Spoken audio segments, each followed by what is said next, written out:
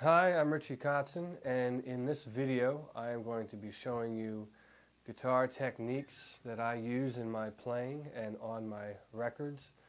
And I want to start off by making sure that we're in tune together. So the first thing I'll do is I'll play each string, and you can get your guitar and make sure that we're in the same tuning. I'll start off with the high E string.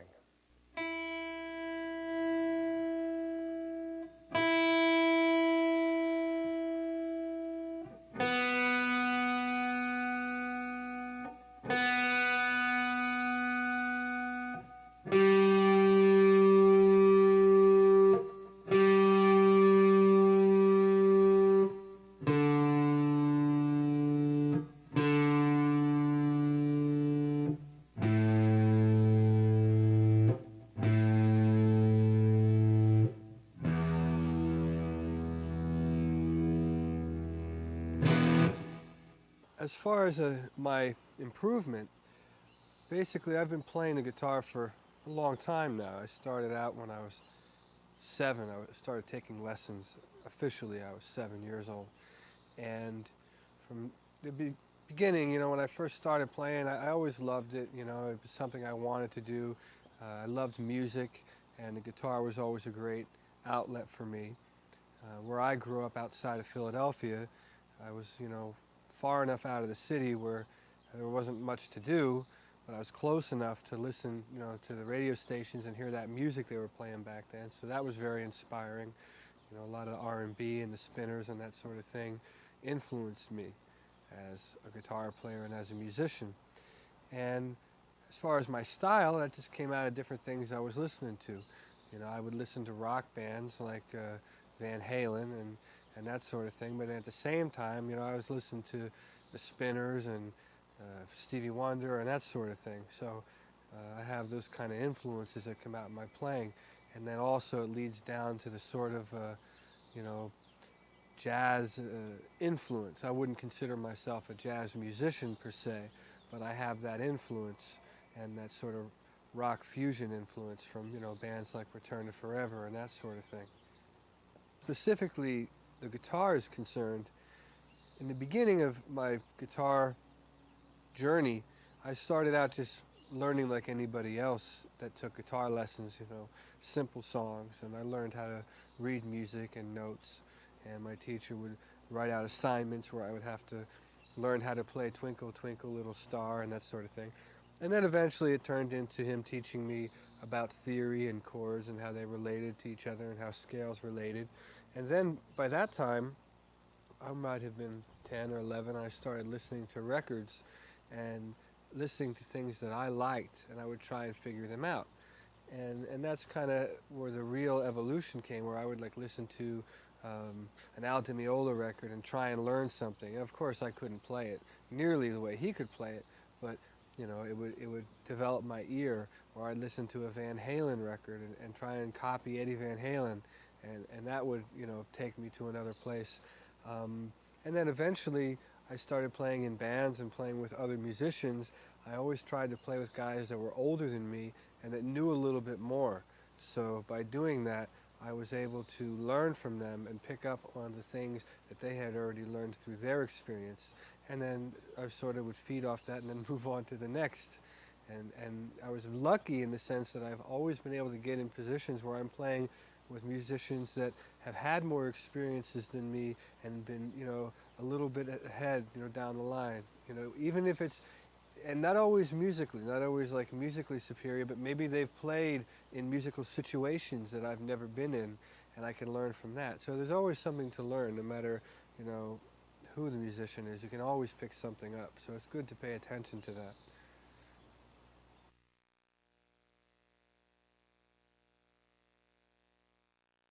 Okay, here we are in the first section of the video, and this is a pentatonic-based licks. Now, in my playing, and especially in the rock style of guitar playing, you've got a lot of things that you'll play that'll be based around a pentatonic scale. Even in jazz and obviously the blues, a lot of the note sequences or things that you play on a theory level will come out of this pentatonic scale. It's basically a 5-note scale. And what I want to do is start off by showing you the scale in the 5 different positions. In other words, starting off each note of the scale. And what this will do, it'll enable you to use the entire neck of the guitar when you solo. Because what happens is a lot of guys, when they're playing, they'll start soloing and they'll get caught up in an area of the neck. And whatever they're playing, how complicated or simple, they can get stuck in that certain section of the neck. But you got to remember, you got all these notes available to use. So the first thing you want to do, and this is true with any scale that you learn, you want to be able to play it in any position. That way, you're able to utilize the entire neck. And then eventually what will happen is those positions will become a second nature for you, and you won't be thinking in terms of scales at all. You'll just be thinking in terms of melodies and rhythms, which is ultimately, when you're soloing and improvising, how you want to be thinking. You don't want to be thinking about, okay, I'm going to use this scale and then I switch to that scale. That's not the way you should play music. You want to be thinking in terms of melodies and rhythms and hearing what you're playing in your head and translating it onto the guitar. But before you get to a place to do that, sometimes it takes years, sometimes some guys get it right away, you got to learn the fundamentals. So I'm going to start off with this basic fundamental of the pentatonic scale. So the first position, we'll do it in E, because that's a popular guitar key. And we'll start off like this.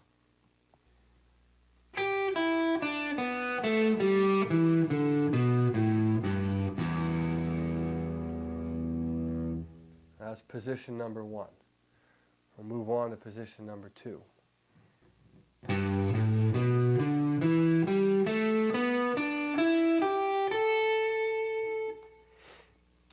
Moving on to position number 3, starting from the 3rd note of the scale, which is A. And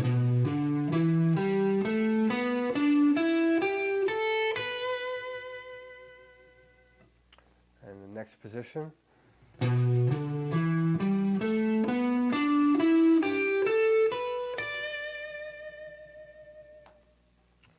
Next position.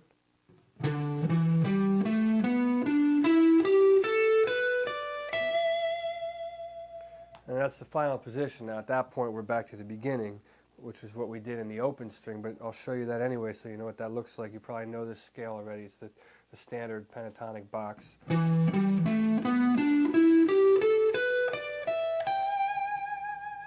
Now as far as the fingering, you can finger it however you feel comfortable. I'm not one of those guys that thinks it has to be fingered this way, because sometimes you come up with your own way of fingering things and you can play things that you normally wouldn't have played. So you can go 1, 3, 1, 3, all the way and play the whole thing with these 2 fingers, or you can use your 4th finger.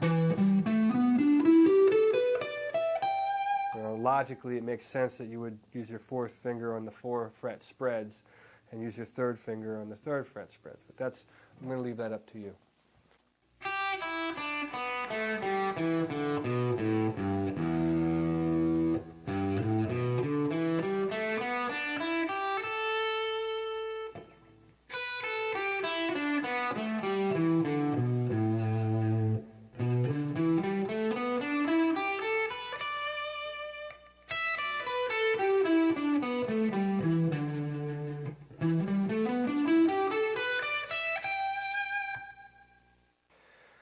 All right, now what we're going to do is get into basic approaches for using this scale. And, all the stuff I show you is going to be things that are more tied into my style of guitar playing, because, I can only really show you what I know. So starting off, I'm going to demonstrate a pentatonic style approach. This is something that I use in one of my songs, on a song called Scared of You. And basically what I'm doing here is I'm going to use open strings combined with fretted notes. And what happens, it makes for a bigger sound. And basically I'll just demonstrate a variation of this approach, and then I'll slow it down and dissect it so you can see exactly what it is that I'm doing.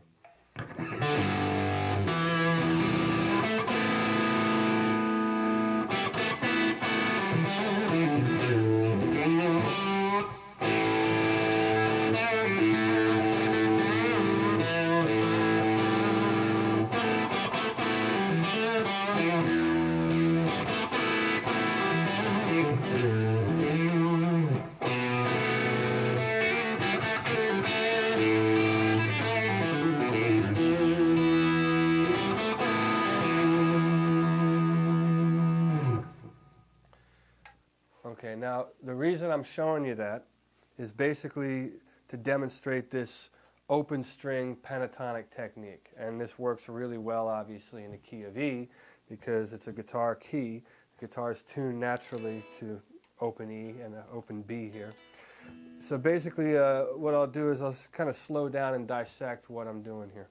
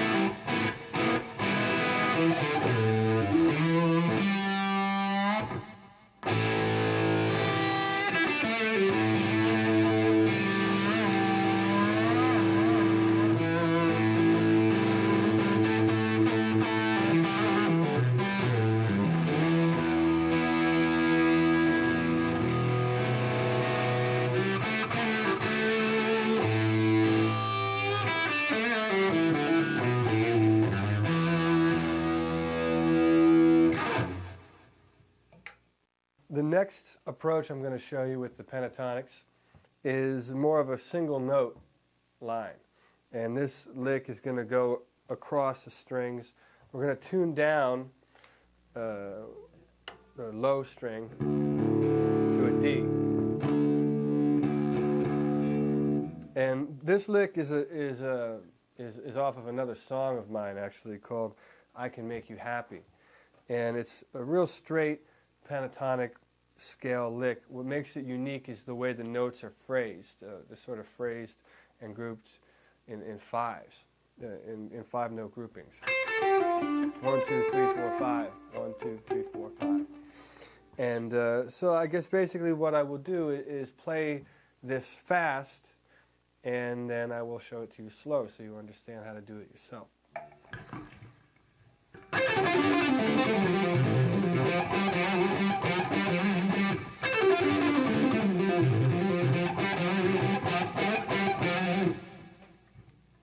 Okay, so now what I'll do is I will play this at a slower tempo so you can get an idea of what I'm doing.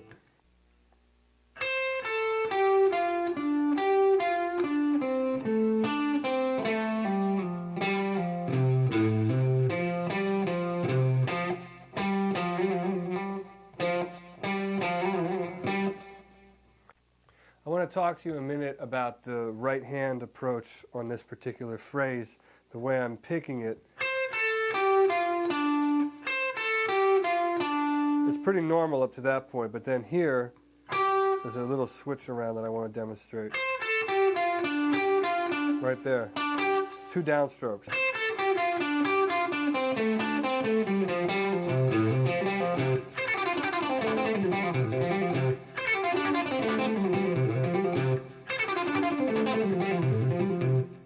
And at the end, I'm not really picking anything at the end.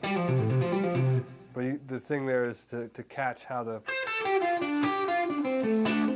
this action. Because that's where the accent's coming from. Here's another pentatonic-based lick that I use. This is more of a technique that I'll demonstrate. And I'll start out with a very simple explanation of it. And what it is, it involves barring and sliding. So you're sort of barring with your first finger. And for those of you that don't know what that means, that's simply when you play more than one string, you know, on the same fret, like that. So I'm barring. We'll start out in this position. I'm barring on the 12th fret, and so we're getting the notes B and E right there.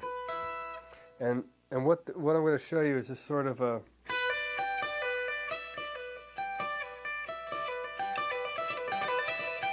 it's like that sort of technique.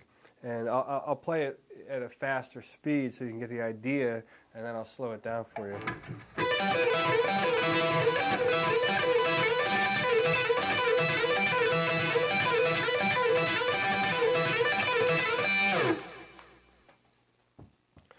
Okay, so let me slow that down. You can see exactly what I'm doing.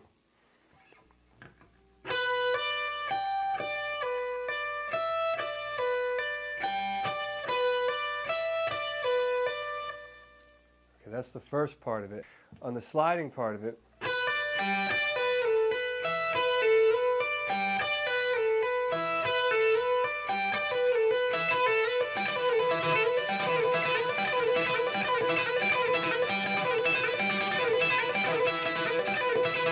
now what I'm doing here, when I get sometimes in these higher strings, I'm changing the pattern a little bit so it doesn't sound as monotonous. And also, you can take this all the way up and down the neck. Once you get a feel for this sort of thing, you can maneuver across the neck, which I'll show you as well. But I'll just show you moving up and down the neck.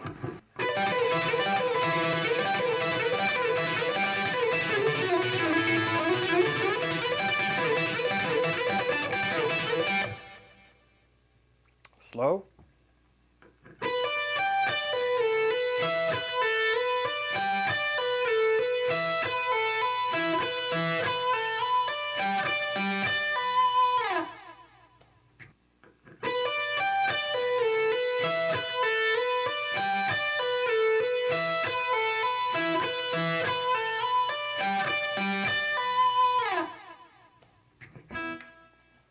All right, continuing on this sort of pentatonic barring technique, sometimes there's other variations that you can incorporate, and one of the things I'll do with other fingers, free fingers, like my fourth finger in this example, say I'm doing this sort of thing that I showed you, and I'll play it slow so you got an idea what's going on here. And then I'll use my pinky to come up here and play other notes. So once I'm like that sort of thing. And then I'll hit the open note as well. So I'll start pivoting off of this E string. And then I'll throw in like some other notes, like maybe an F sharp. It'll give it like a 9 sort of tonality.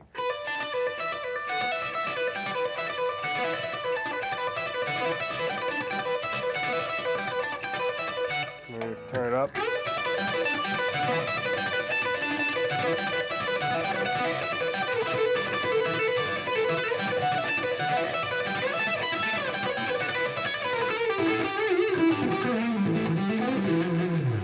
Yeah, you just go nuts on that if you want. And so what I'll do, I'll slow that down so you get the basic idea of what it is that I'm doing there.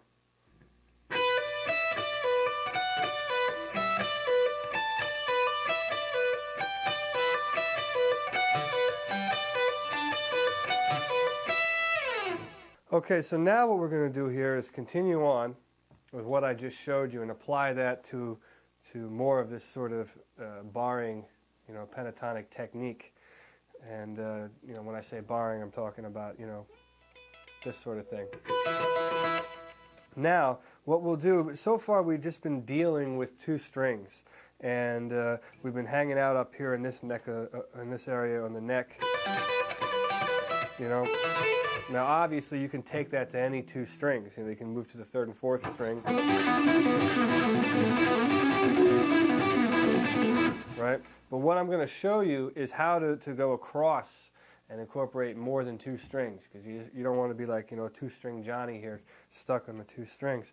So basically what we're going to do is go back to this original position, and instead of just using the top two strings, we'll incorporate the third string. And I'm going to show you at a more higher speed how I utilize that, and then I'll break it down for you the same way I did the other licks.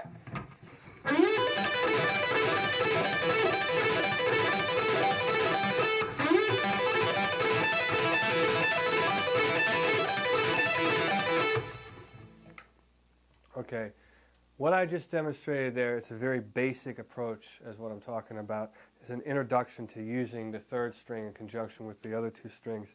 And I'll play that slow and break it down for you so you understand what I'm doing. And we're going to pivot off of the A note, which is still part of the E minor pentatonic scale.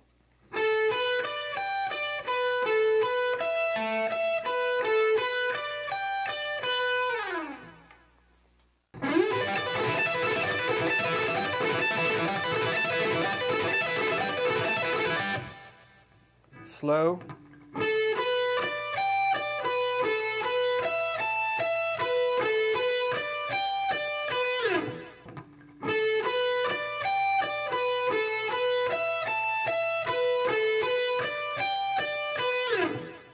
All right, I want to show you another, it's a lick and it's kind of an exercise. And what this will do, it'll get you used to the idea of going across the strings with this sort of barring, hammering, picking, you know, pentatonic thing that we've been doing here in this part of the video. And I'm going to play this exercise for you fast, and then as usual I'll slow it down so you can see what I'm doing.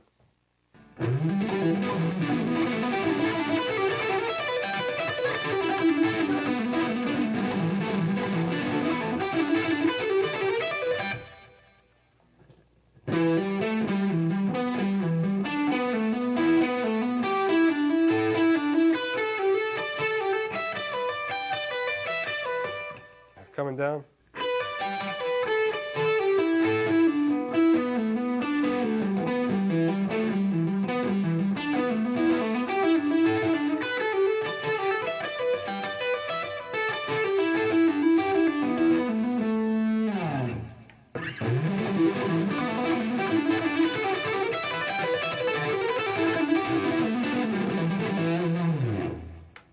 Or slow, here we go.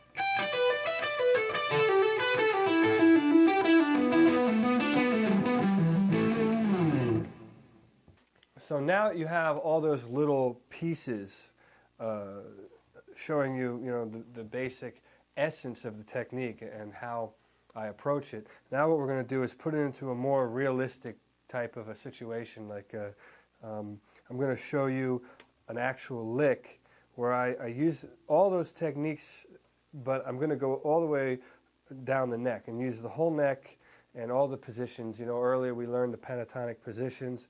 So here, this is going to show you how to go all the way across the neck, staying within the pentatonics.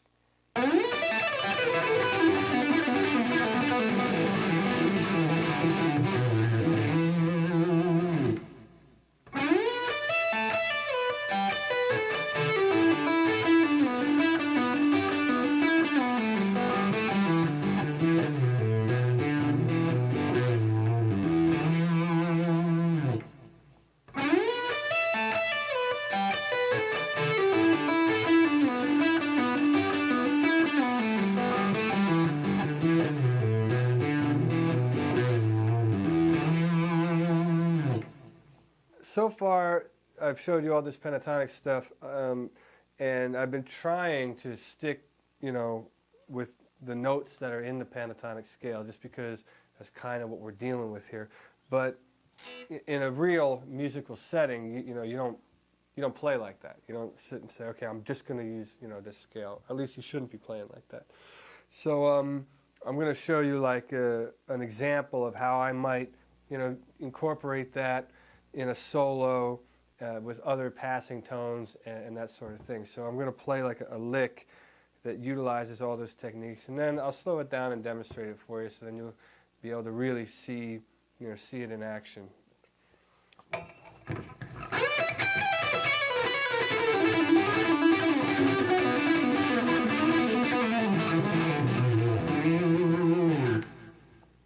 right, we're going to start off in this position.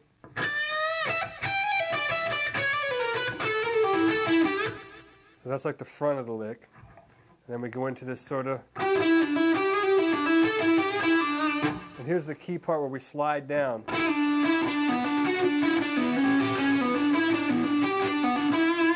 We're doing that sort of...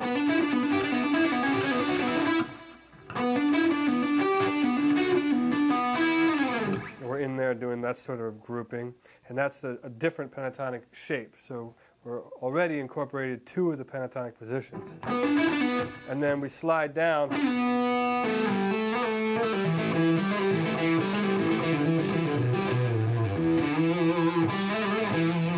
So we're utilizing this. Then we're in here. Then we come down.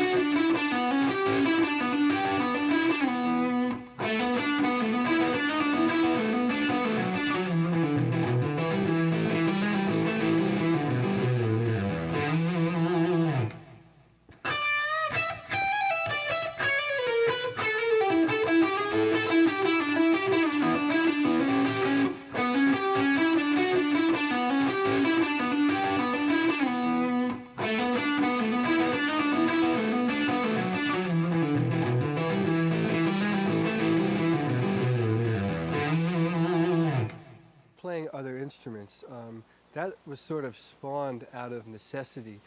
Like I said before, where I lived, I was too far from the city to walk to somebody's house, to necessarily get, other music, to get into the network. So I would sort of, when I made my recordings on my 4-track, I would have to do everything on my own. So I would play the drums and play a little beat.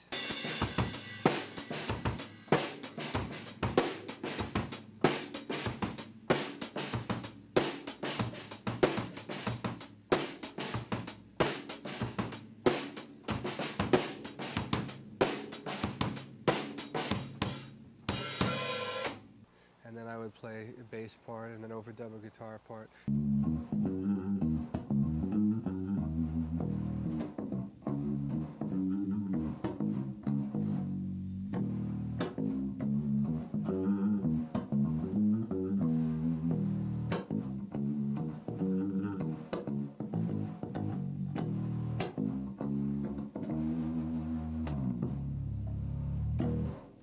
And a piano part or something.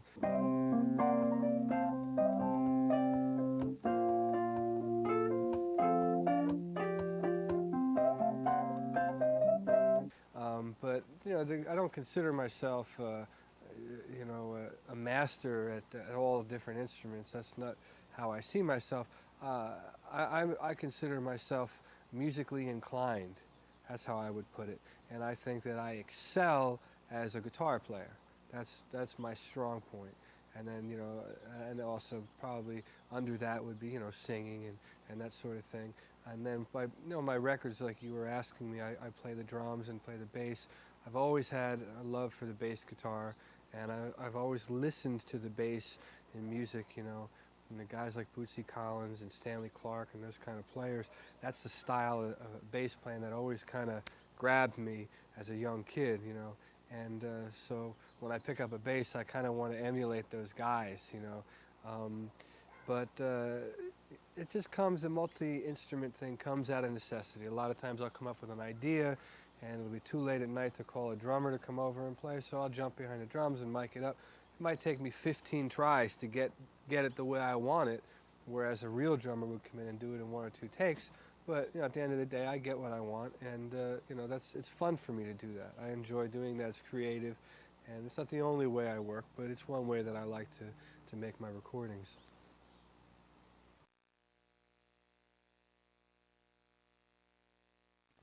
This section of the video is going to be focused on arpeggios, and I use a lot of arpeggios in my soloing, and I have a few different forms that I'd like to share with you. These are a great way to get around the neck and in and out of complex chord changes. Basically what you're doing with an arpeggio is you're playing the notes of the chord. So for example, if you got a G major chord, you're playing the notes that are in that chord, which would be G, B, and D, and then the high octave, you know, G again. And then you repeat it. Like that. So I'm going to start off showing you a very simple form arpeggio, and we'll get into the complicated stuff later as we go on. So let's start out here with G major. We're going to do it here starting off on the 15th fret, and our second finger rather, will play the first note, which will be a G. And then we have B, and then we have D, and then G again, and then back down. So that's a real simple form for a G major arpeggio starting on the low string. While I'm showing you this form, I'll show you the minor variation too, because it's a one-note difference, which would be this note here, which is a B. Let's go down a half step to B flat. So you got G major, and you have G minor. It's a very simple way of playing an arpeggio.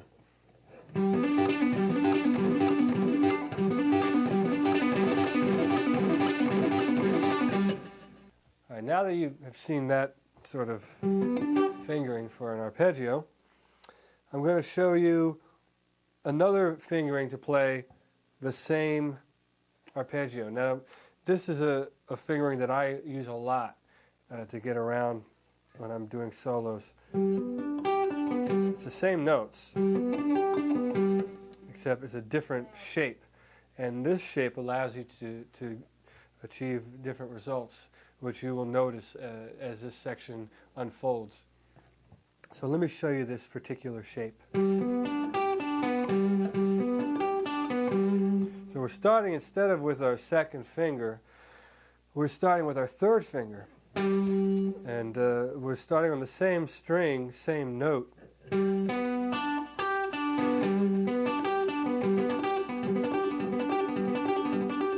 And of course, if you want the minor note,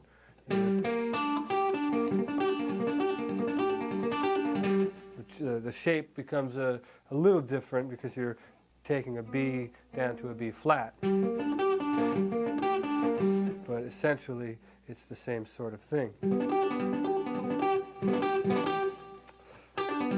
Now, I'm going to show you later on how valuable this particular shape can be, and you'll recognize it in some of the more complicated licks that I show you later on in the video. I know I showed you the particular shape starting on the 6th string, and of course you're going to want to play these arpeggios on other strings, not just limited to starting off on the lowest string of the guitar. But before I show you these other shapes, I also want to make you aware of how easy it is to change these arpeggios around. So for example, I showed you a regular G major shape. But if you didn't want to, if you wanted to add some other tonalities, it's very easy to do that by simply changing certain notes. Instead of going G, B, D, G, if I simply lower that note a half step from a G down to an F sharp,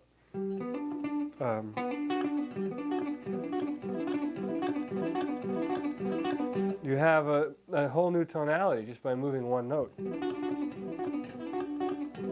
I can move this into a more comfortable place, which would be down here in C.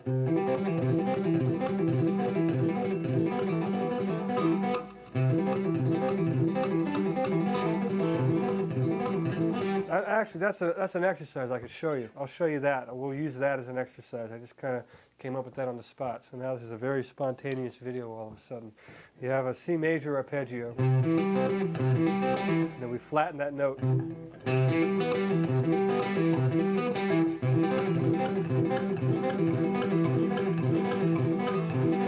So I'm going to play it slow so you can see exactly what's going on there.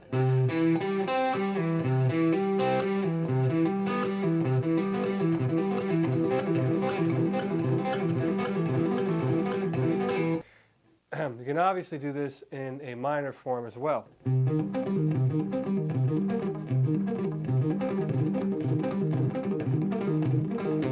Right?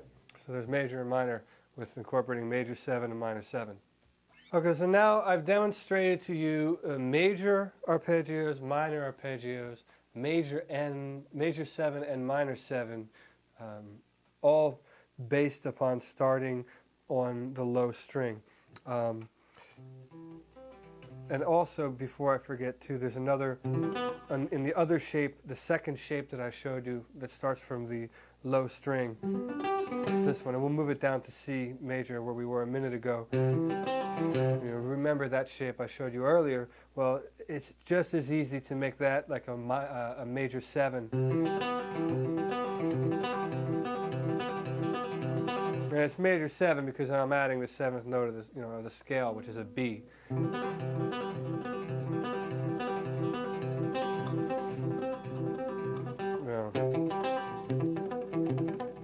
That sort of thing. I'll explain more of that later. I just want you to understand that basic shape there and how easy it is to make it to a major 7 or a dominant 7 just by moving notes around.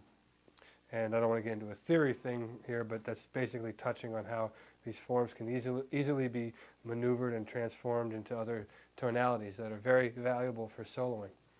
I want to get us off of this lower part of the neck here. We so far have been focused on arpeggios that are starting on the low E string.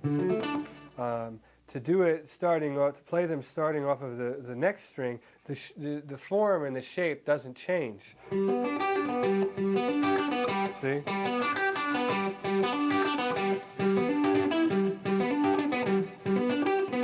So that doesn't change. But once you get to the 4th string, it changes because of the way the guitar is tuned. So for example, to play a G major arpeggio, one way of playing it off the 4th string is to start this way.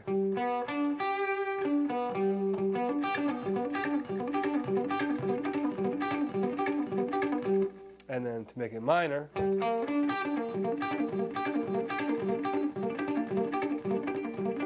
you just drop that note down. So you have major and minor. And then once again, you can also do what I showed you earlier by adding other notes, make it major 7, for example, which would be like this. Which is actually the same shape as this shape, but because of the way the guitar is tuned, it sounds different because you're playing different notes. So I'll let you mess around with those shapes and you can discover some other arpeggios on your own. And also, you can start off playing from the 3rd string, so you're not only limited to starting from the 4th and the 5th and 6th string, and those shapes change once again. And let's keep this consistent, we'll keep it in G major, and I'll show you another shape. That's basically a G major arpeggio. We're not starting on the root though, we're starting on the 3rd string, but we're actually starting off of the 5th degree of the scale, which is D. So we have this sound and that shape. And to make it minor, once again, you simply drop down the 3rd. And you have a minor arpeggio. If you would like to play the arpeggio starting from the root, then that's a whole other shape off the 3rd string. And you would have to move up to G on the 3rd string, which is at your 12th fret, and you would play this.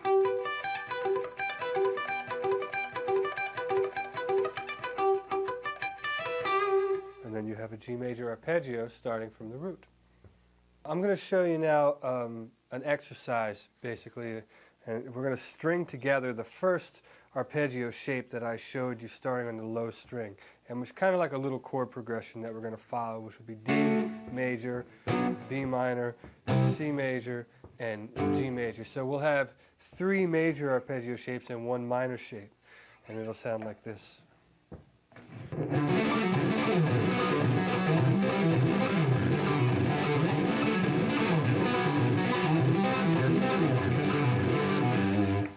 Okay, now I'll slow that down so you can hear what it is that I'm playing. And sometimes it's hard to play that real clean, so what you want to do is practice it slow, which sounds like this.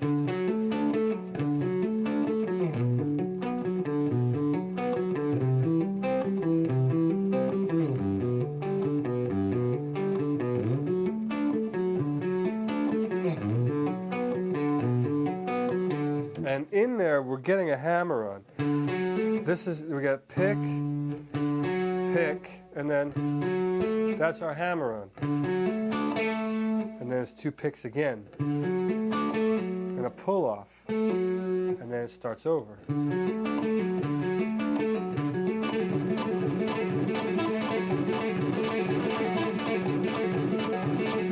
And actually we find a lick in there, don't we? We have this sort of thing. Go back and forth like that, sort of like a Woody Woodpecker sounding thing.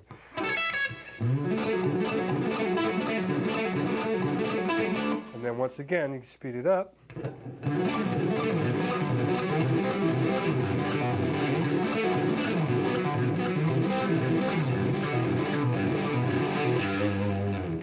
Now also what I want to show you is that just shows you how to jump around also on the, starting off the low string. But I want you to be aware of the fact that you don't always have to do that, because you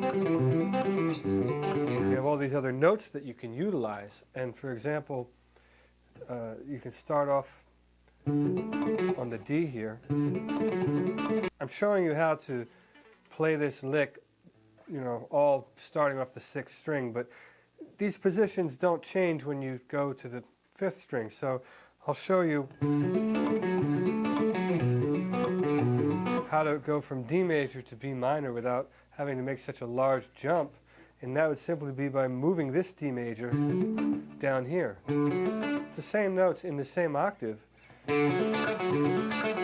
but now when you go to the B minor, you don't have to jump as far.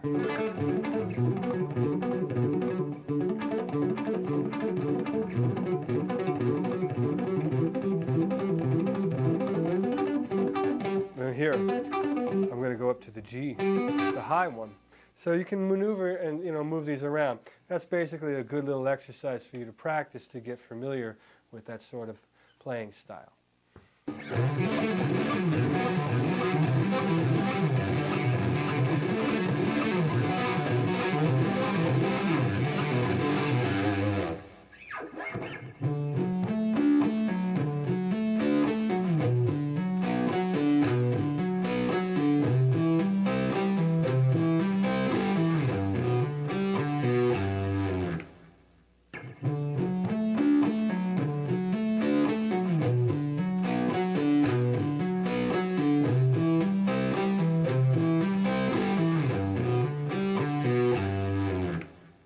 All right, so now I'm going to show you another exercise very much like what we just did, only starting with the other shape that starts from the 4th string.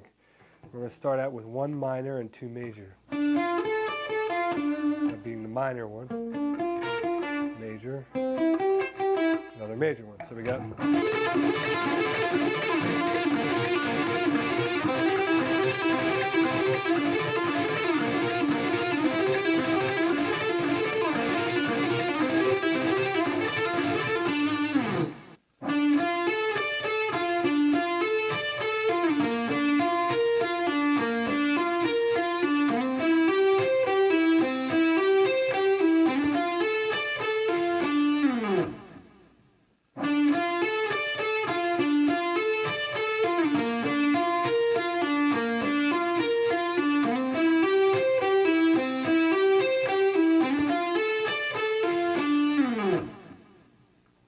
and we can do that same sort of thing on the higher strings as well.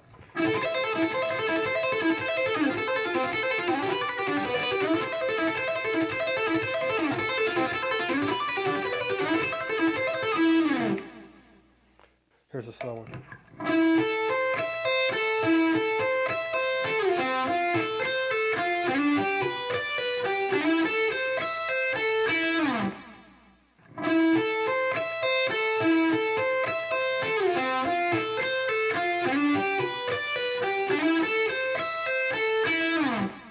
Okay, here's another exercise for these arpeggios, and it shows you how to take them across the neck.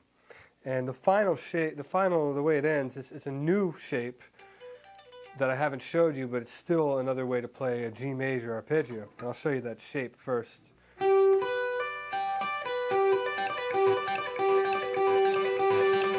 So basically it's bar, hammer on, and then you're barring up here. And the hammer-on's happening on the second string. So now I will show you the complete exercise.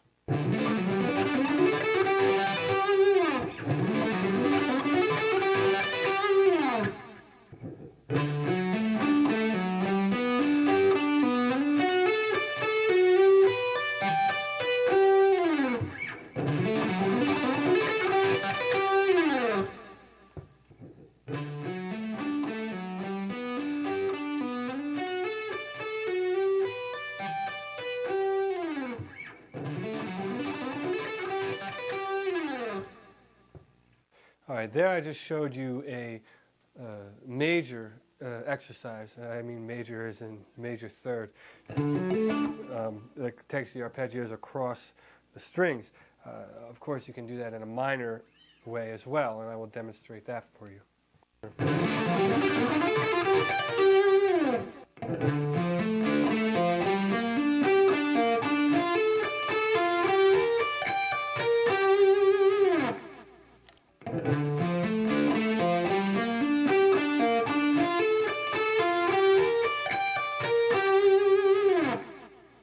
Okay, so now I'm going to try and show you one more exercise utilizing the secondary shape that I gave you, which was that shape. And that exercise would be like this. Slow.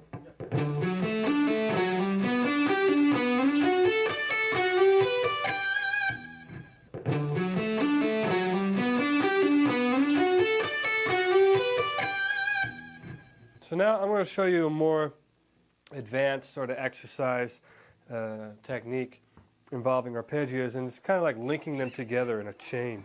And we're going to go over a chord progression. So you would have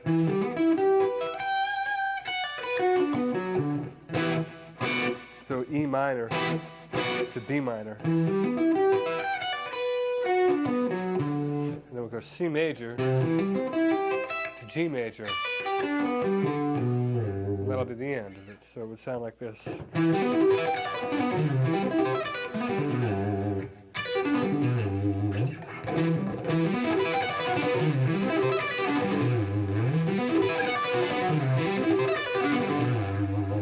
And what I'm doing there is incorporating two techniques. One is sweeping across the strings, and then the other one is hammering on.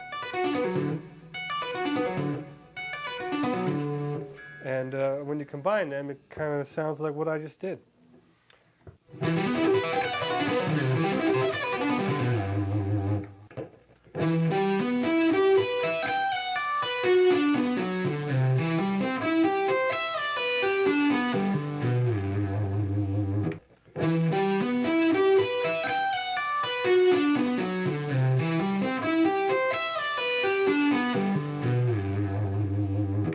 Okay, I'm going to show you another arpeggio-based lick on the higher strings.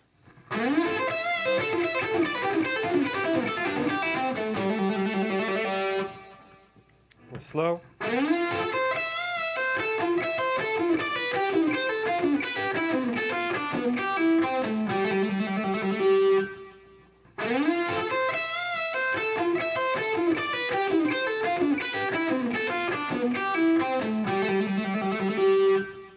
Okay, here's another arpeggio that's higher up on the neck that I can show you, and it goes like this.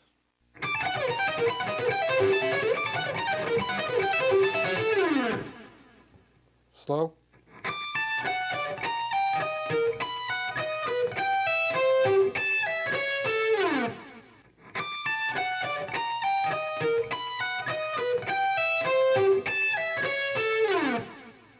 It shows that I've been in a lot of different musical situations. I've been in situations with bands and then also as a solo artist where I'm making my music. I think that the nice thing I can say about being in a band situation when it really is a band, a real band, when everyone's contributing, which was the case when I was in been in only 3 bands, but the 3 bands I've been in, it was that kind of situation where everyone would come in with ideas and we would all contribute. That's a cool thing because the end result, you get something that you would not have ever been able to get on your own. You're getting contributions from all sorts of, different angles. Like the one band I was in, Vertu, Karen Briggs was a violinist, and she would come up with all kinds of great ideas that were coming from her perspective, which to me was new because I had never been in a band with someone that played the violin. So I didn't, it was coming from a different angle for me. And I loved it. It was great. Being in a band like Poison, these are guys that write, or have written hit songs. They know how to craft a great song so that the average person can sit down and listen to it the first time and want to hear it again. And I learned a lot from being with those guys on that level. And then also the other band that I was a part of, Mr. Big, kind of had a little bit of both. They had the element of how to write a song that was a hit, like a To Be With You type of song, which was a big hit for Mr. Big. But then also you got Billy Sheehan, who is an incredible bass player, who adds that aspect, and for a guitar player you go, oh no, there's someone else here that I gotta keep it together, because if I don't, I gotta keep up with this guy.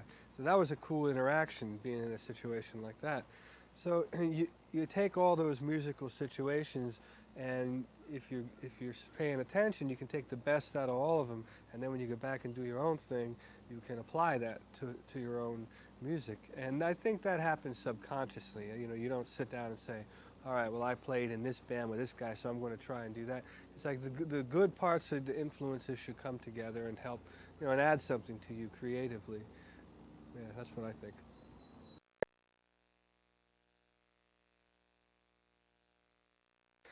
Okay, this section here I'm going to show more scale-oriented licks. I'm also going to demonstrate some exercises that will help your legato technique and strengthen your left hand.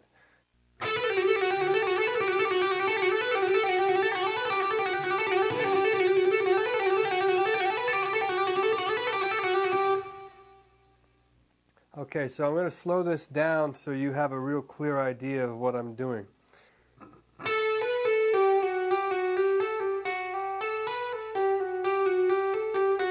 So it's...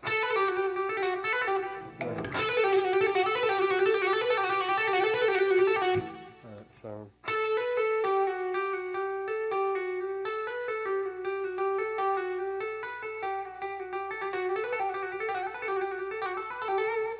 And so what's happening here on this lick is I'm incorporating a slide to actually play the note as well as a hammer on.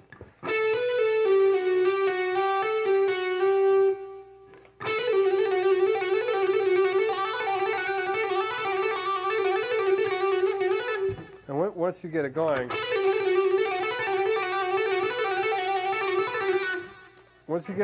you don't pick it at all. You know, it's just strictly depending on the strength of your left hand to hammer on those notes and pull them off and slide in and out of them.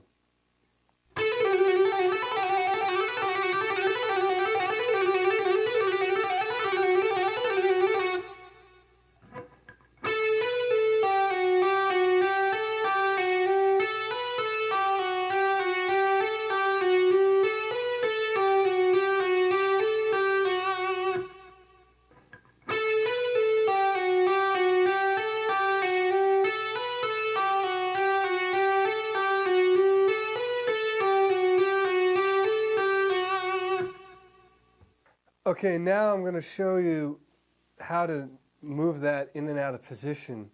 And we're going to stay on the same string for now, just to keep it simple. But we'll take that pattern and move up and down the neck. So, and this is also another type of an exercise.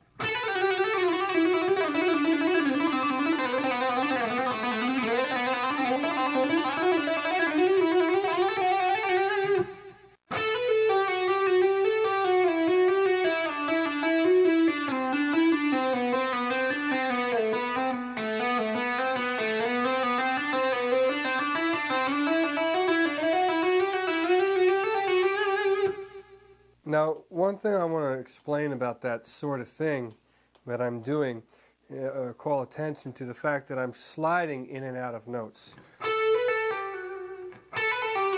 And, you know, I'm sounding the note by sliding into it.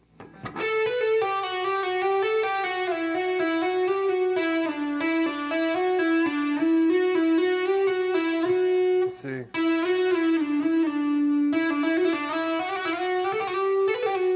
So that's a very important thing that you understand, that that's how that note, some of those notes are being sounded. Some of them are hammered on, some of them are pulled off, and some of them are sliding.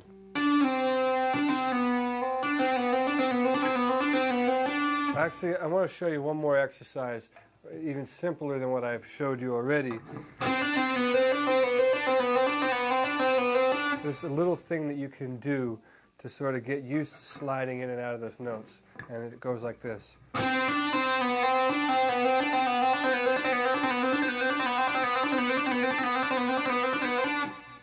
And you can practice that over and over, and that will help you get used to that sort of motion.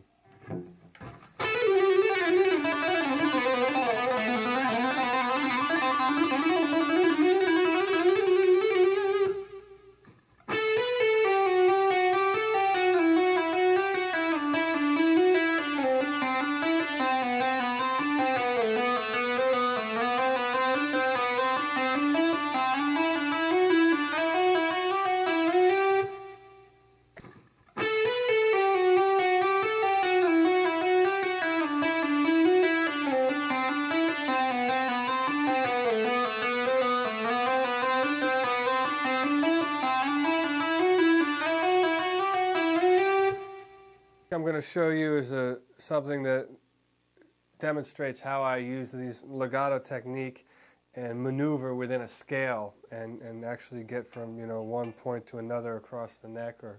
And I'm going to make this more of like a sort of an exercise that'll be based in B minor.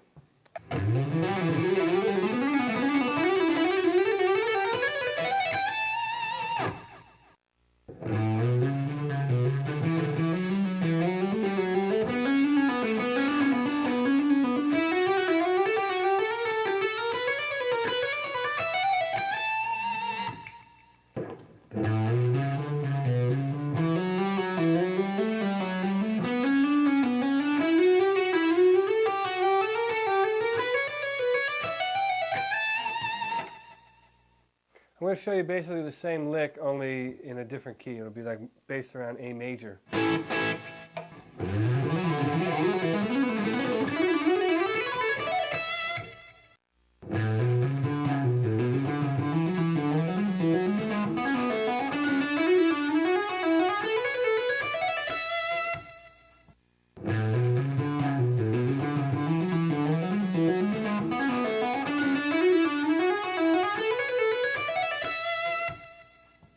Now I'm going to show you a technique that we touched on earlier in the pentatonic section, a little bit of barring, only in more of a regular diatonic scale type of an approach, and that lick would sound like this.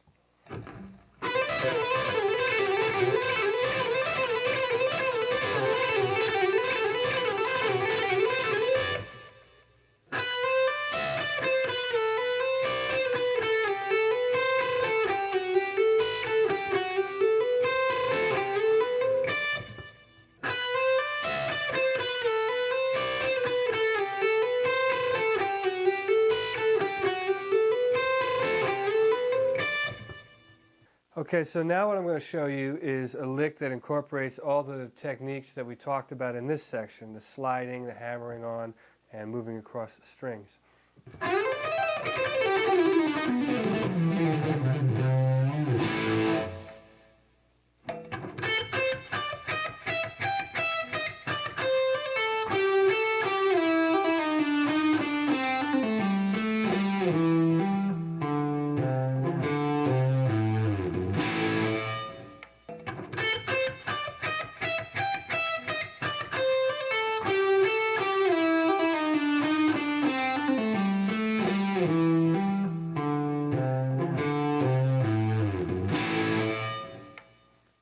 I've done a lot of records. I kind of lost count, but I think it's somewhere around 11. I started making solo records when I was 18, so I had a lot of time to experiment. I think that's kind of why they're all so different. In some ways that has worked for me, and in a lot of ways it has worked against me. But I think what it is a documentation of my evolution, per se, as an artist or as a musician. On my first record, it was strictly about the electric guitar in more of a heavy metal approach, but like a hyper extended heavy metal, like really complicated, difficult, not ordinary. The average guy playing guitar wouldn't be able to play a lot of that music. That was the idea behind the record that I made, the first record, and there was a couple guys like myself that were making those kinds of records back then, and the idea behind that kind of music was for it to be heavy and aggressive, but very sophisticated, so that the average person would not be able to play those songs. That was what we were trying to do. And people like me and Jason Becker or Marty Friedman, that was the objective back then. And then after you do a record like that, or one or two, then you move into other things. For me, I kind of went back to wanting to be a singer and write songs, and I tried to do that on my second record. I probably wasn't as well versed in that area because I didn't devote as much time to it. But then after a while I started getting into that sort of thing, and I was more interested in singing than I was in playing the guitar. So by the time I made my fourth record, I was more focused on my songs and my lyrics and stuff I wanted to say artistically with my song, not so much with my guitar. And then I would go back and forth, and then the next time I would make an instrumental record, it would be more on a jazz fusion level, and that's the record I made called the Intergalactic Fusion Experience, where I had Jeff Berlin come in and play bass on a few songs, who I've always been a fan of him, and Greg Bissonette, who's an amazing jazz drummer, came in and played drums for me on that record. And that was my take on a fusion style, like those bands that I used to like I said before, like a Return to Forever and Mahavishnu Orchestra.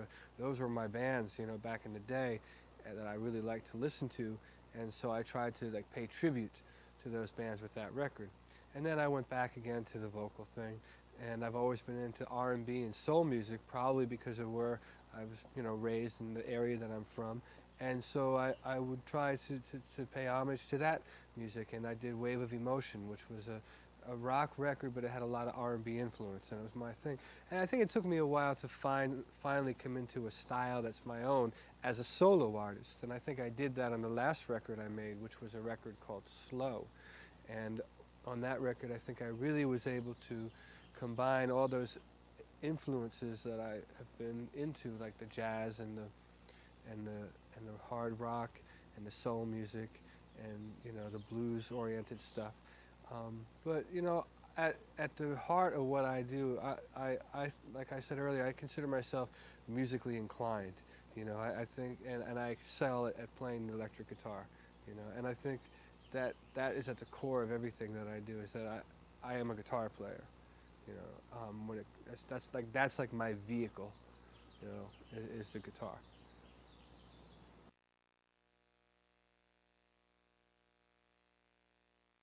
All right, this section in the video, I'm going to show you some combination licks. And what I mean by that are some licks that combine the techniques that I've showed you in the beginning of the video. So that would include some of the legato-based things and some of the arpeggio-oriented lines that I showed you. And the first one we're going to do will be based in the key of C sharp minor, very sad key. And the lick goes like this.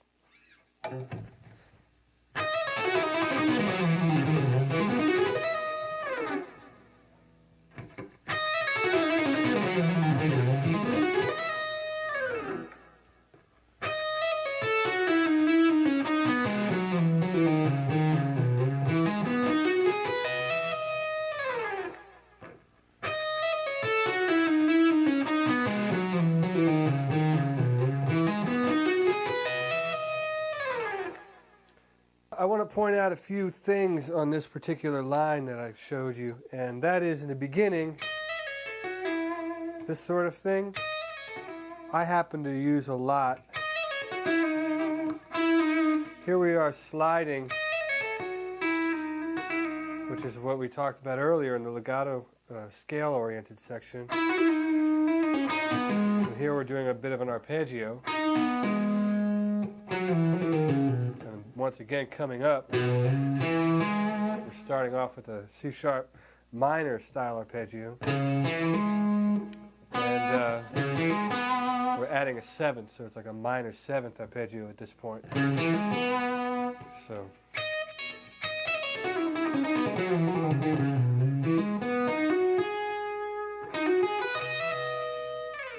you can kind of see why that lick falls into what we're calling the combination licks.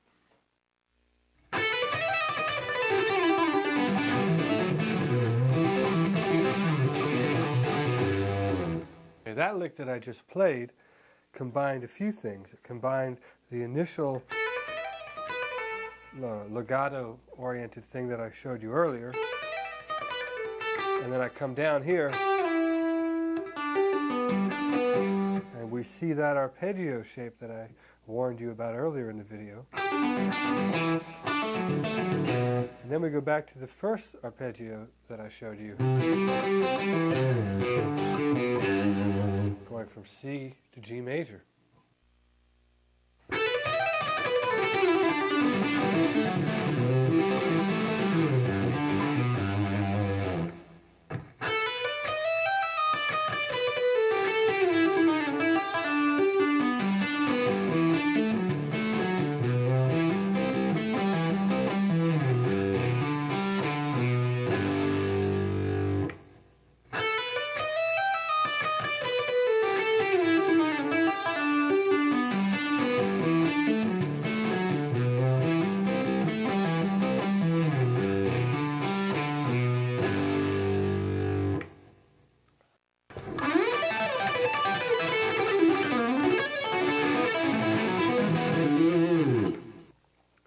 Okay, the lick that I just played involves the pentatonic barring technique,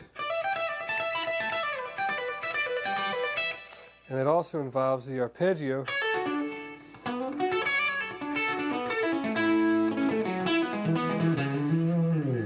it involves sequencing the arpeggio.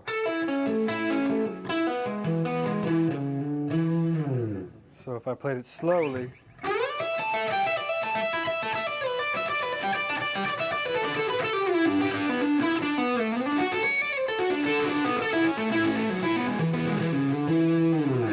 have something that sounds like that.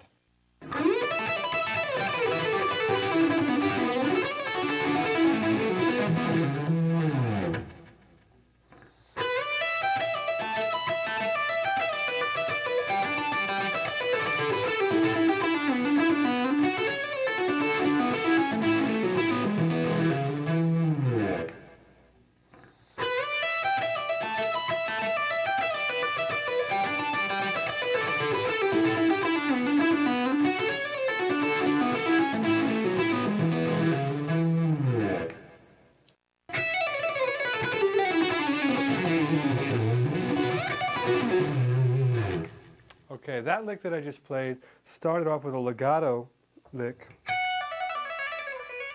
which I showed you earlier, and I worked my way through B minor, hammering and sliding, which is another technique I showed you, and I slid down into a B minor arpeggio.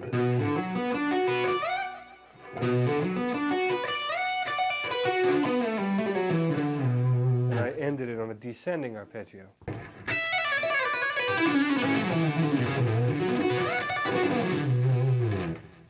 Slowly.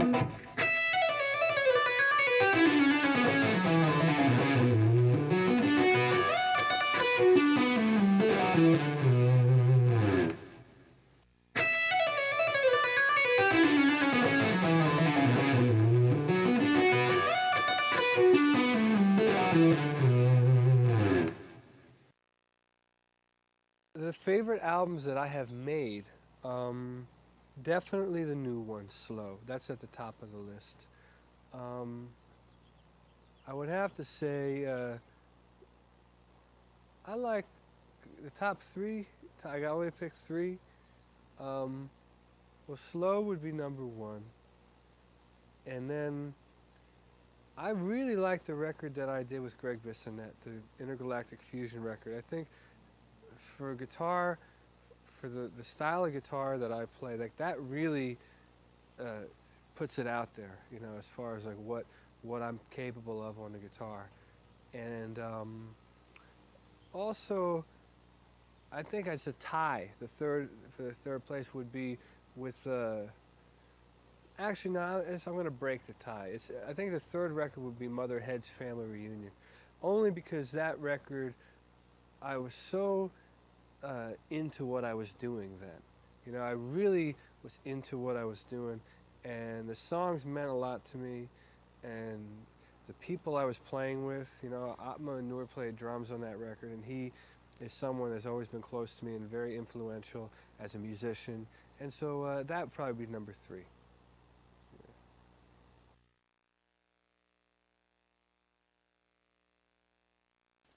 All right, in this section I'm just going to show you a few more guitar licks that I use, some things that I like, stuff that I've used on records, and that sort of thing. That's why it's called favorite licks.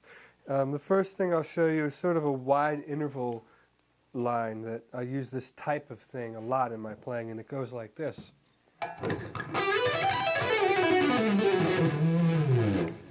And the part of that is wide interval is, which is basically pentatonic bass, and then it goes into a more scalular type thing. But if you want to get really crazy, you can sometimes go.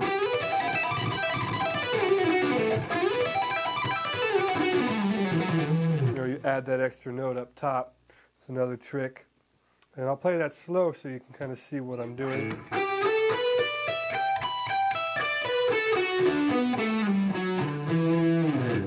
And I'll play it fast.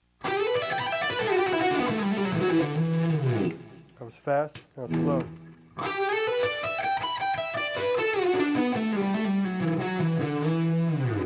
That's slow.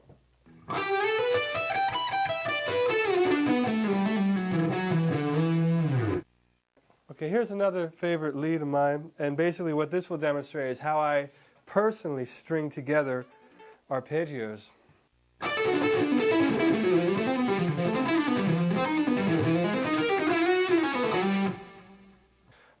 As you can hear in that lick, there's some kind of bebop influence with some of the chromatic stuff in there, and I'll play it for you slow.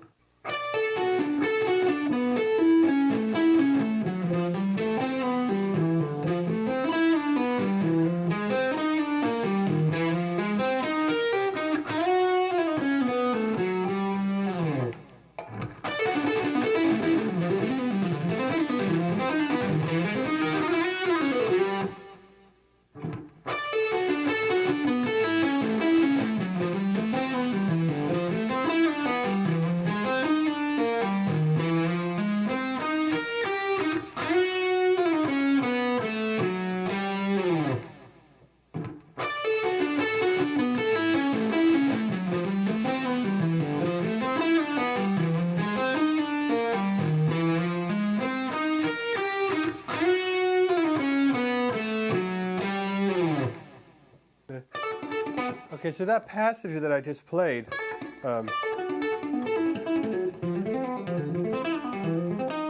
that sort of thing, that's kind of a part of a solo piece that's on my record. I have a record called Slow, and there's a song, it's actually not really a song, it's a guitar solo that I did, and it's called The Answer, and I'm doing sort of that sort of a thing, and that is taken from that piece of music.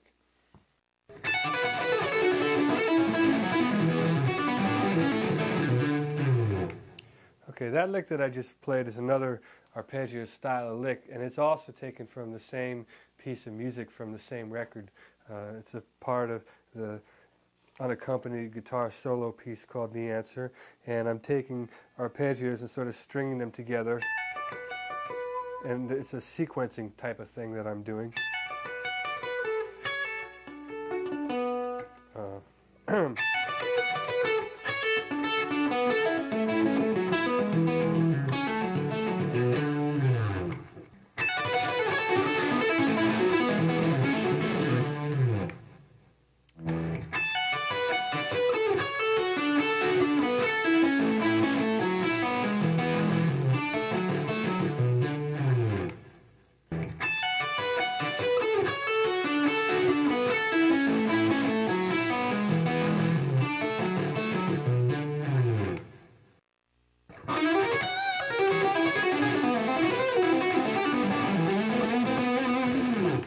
Okay, that lick is a very typical kind of thing I would do, even though it sounds kind of bizarre. It's based over a B minor chord, and I'm kind of choosing some sort of outside notes to give it a certain tonality, almost diminished sound. I do a lot of things where I bend.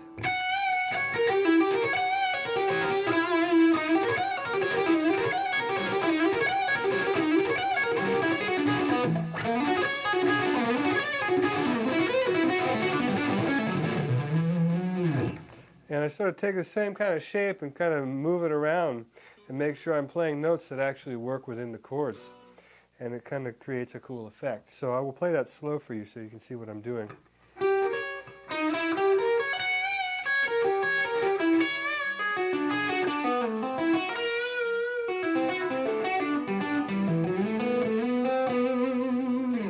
There's actually one straight arpeggio in there, which would be this sort of G major thing, which has an interesting sound against the B minor. And that's the lick.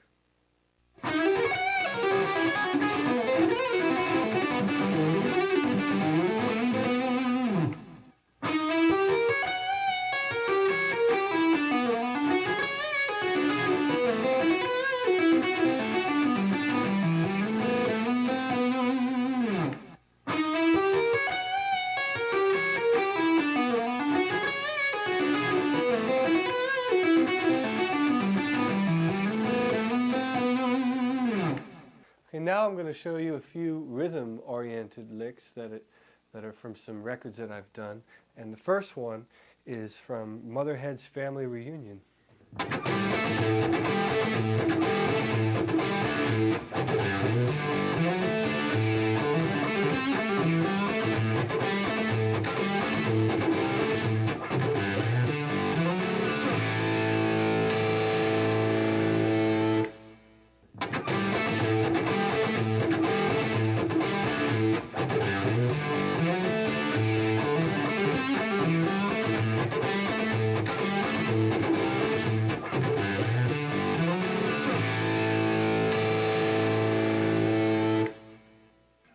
Okay, this riff that I'm going to show you is from a song off of a record of mine called, the record is called Slow, and the song is called Got It Bad.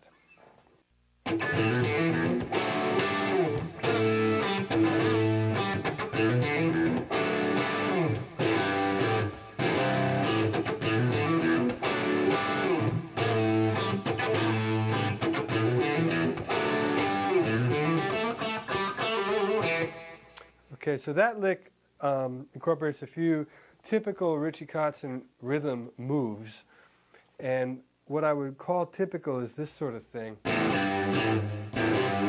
where I'm kind of letting this string ring open, and I'm doing that with the low string.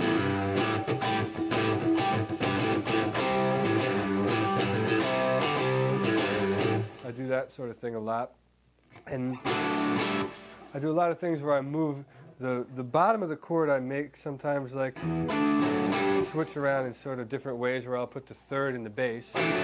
So I'm technically playing a D major there. But then, because the third's in the bass, I can slide it up and make this kind of sort of chord. I don't know what it's called, but. And then the other part that's kind of interesting about this line is where I hold the A string and I'm keeping that constant, you know, but I'm bending the high string. It's kind of a little tricky move right there. You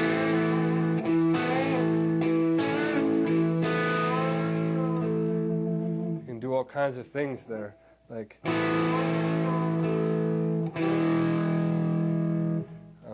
it just gives it an interesting tonality.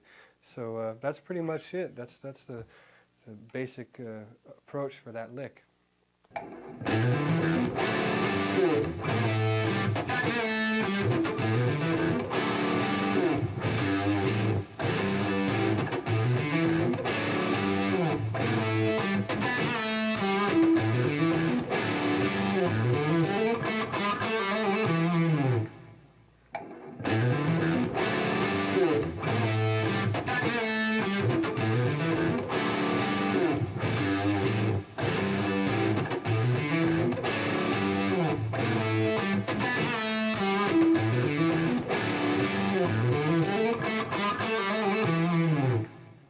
This lick is from a song on my first record called Squeeze Play, and it's based on the odd time signature, and it's also using open strings, kind of an interesting riff.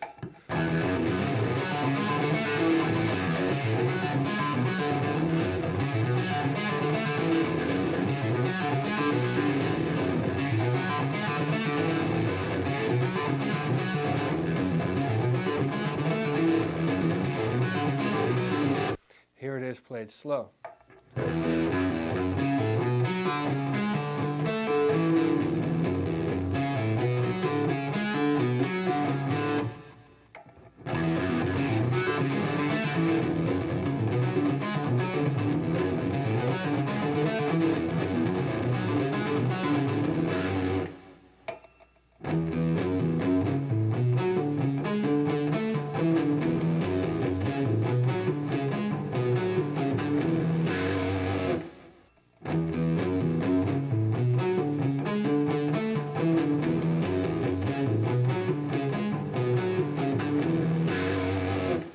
Here's one more rhythm-oriented lick that's from a song of mine called Socialite.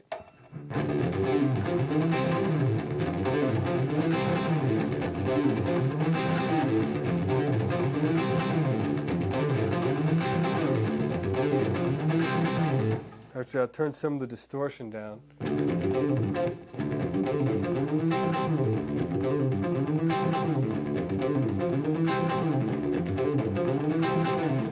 It's a very difficult line because you have to play it on guitar and on bass. So whoever's playing bass there has to be able to keep up with the guitar lick.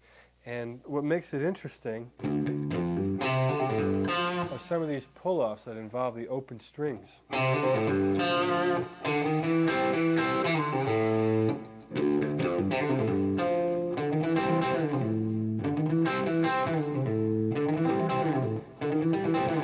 Now when you play it fast, That part almost comes off as a gliss, but really what's happening there is that.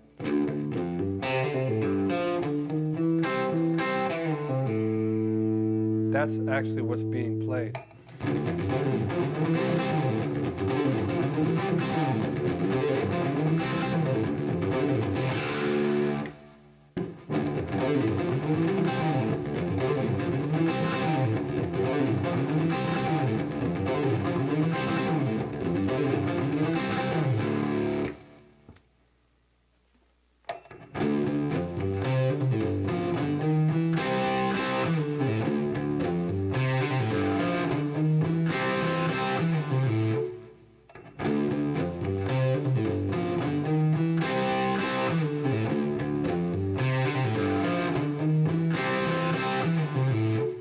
My three favorite records from other artists would be Stevie Wonder, Talking Book, because that record I remember as a kid. My mother had that record, so I always had it on a turntable. I got that on vinyl. So Stevie Wonder, Talking Book. Let's see, what other records did I listen to a lot? There was a Black Sabbath record that I used to play all the time, and I don't remember the name of it because it was a double album, and when you open it up there was a woman inside of it in a coffin. I think it was called We Sold Our Soul for Rock and Roll. I think that's the record, and it had the song in there, had NIB on there. It must have been like a greatest hits. It was some kind of record. It wasn't like the record that was the original record that they had all the songs, because NIB was on there, Sweet Leaf, and they had the song called Changes. I'm going through changes. It's a really cool song on the piano. So that record I used to play all the time. And let's see, third record. Oh, I know what record I used to play a lot. Was an Iron Maiden record, Number of the Beast. Yeah, I used to play that record all the time. That was like in my heavy metal stage. I'm just thinking of records that I played a lot, you know, and totally different kind of records I just named, but yeah, those are the ones.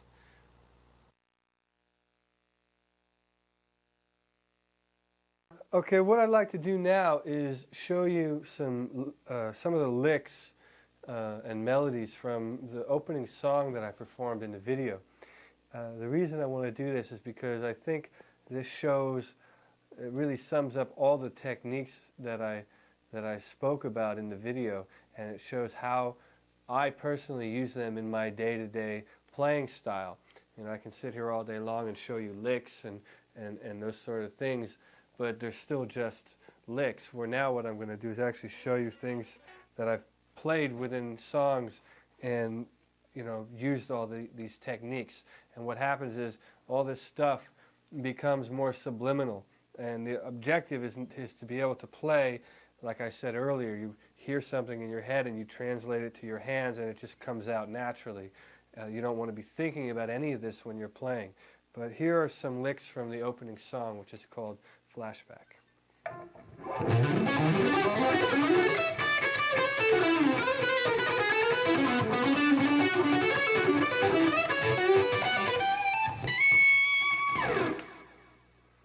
Okay, so I will play that slow for you. So basically what I'm doing here is using the major 7 arpeggios that I showed you earlier. And I'm just following the chord progression. D major 7, G major 7, C major 7. They spell out the chords.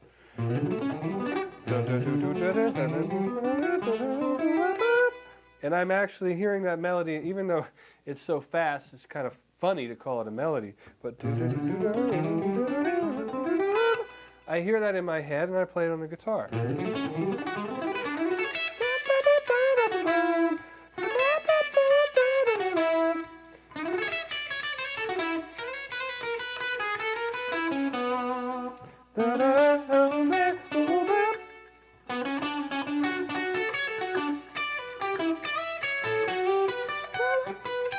So I can't sing that high, but you can see where I'm going with this. So when you hear those chords and that progression, I hear that melody, and that's what I play.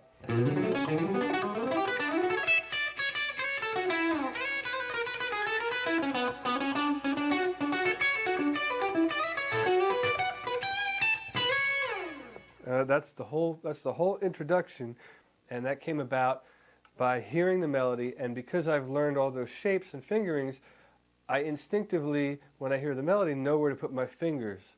And that sometimes can take years to be able to develop that. But like I said earlier, everybody's different. So, the more time you spend with the instrument and the more time you spend actually listening to what other people are playing, that will enable you to play with people and hear these melodies and be able to play these notes that oftentimes are less typical than just playing a standard scale and playing off of a scale. That's the kind of thing that I try to discourage.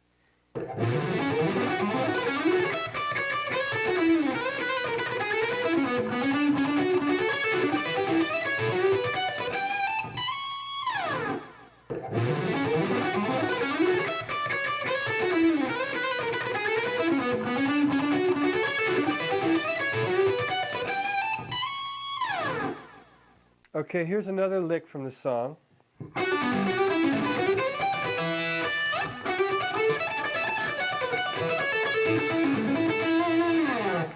Okay, actually I probably shouldn't call it licks, but a passage.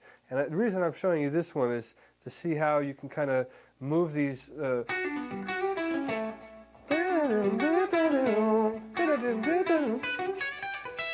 I can't sing that high, otherwise I would for you, but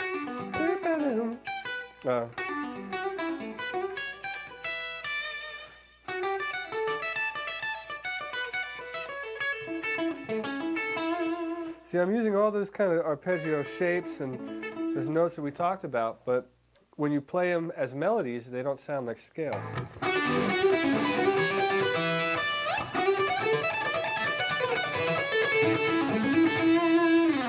And instead of becoming licks, they become actual melodic passages that you can remember and sing along with, if you can sing that fast.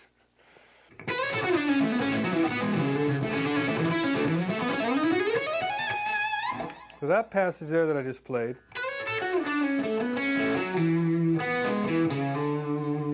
just shows how I'm tying together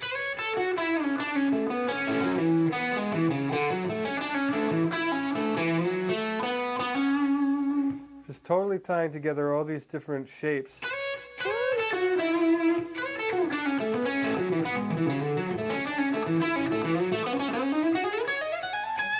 And then at the end here is the first time I actually really play a straight scale. And that's more for effect than anything, and it also is for me to get from point A to point B. And it's just an expression there. And then I'm back to playing the normal notes. But there's some licks in there that I'll show you, because you might be able to use them to kind of break you out of just playing regular scales. And that's this one here that I happen to like.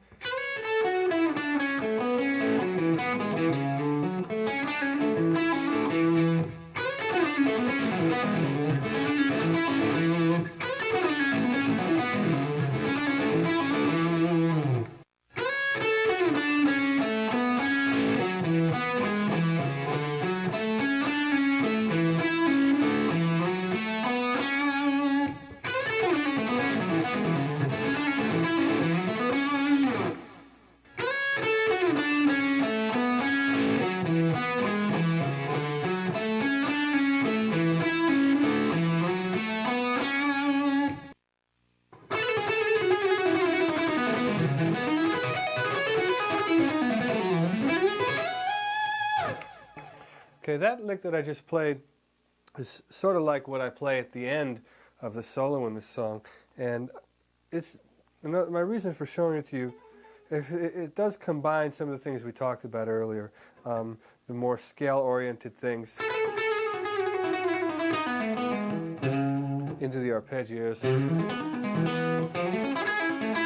And it's more, when it's played as a stream of conscious, as a complete thought, you don't realize, oh, I'm playing a scale, or oh, it's an arpeggio. But by showing it to you that way, you can see how they all kind of mold together and become just a playing style.